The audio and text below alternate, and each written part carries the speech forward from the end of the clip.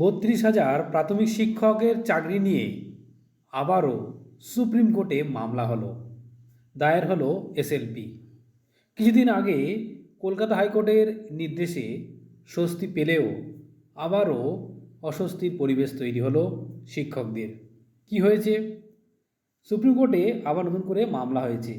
প্রাথমিক শিক্ষক টেট পদে কলকাতা হাইকোর্টের সিঙ্গেল বেঞ্চের 32,000 চাকরি বাতিলের রায় খারিজ করে সব বহাল রাখার নির্দেশ দিয়েছিল ডিভিশন বেঞ্চ। সেই নির্দেশকে চ্যালেঞ্জ করে সুপ্রিম কোর্টে মামলা দায়ের হলো বুধবার।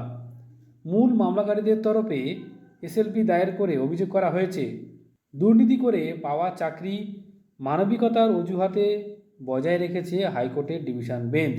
আগামী সপ্তাহে শীর্ষ আদালতে মামলা ওঠার সম্ভাবনা রয়েছে। বুঝতেই পারছেন, যাই হোক, দীর্ঘদিন তারা চাকরি করেছেন এবং তারপরে এই মামলা হয়েছে এবং আবারও সুপ্রিম কোর্টে মামলা হয়েছে। এখন দেখার বিষয় কি হয়।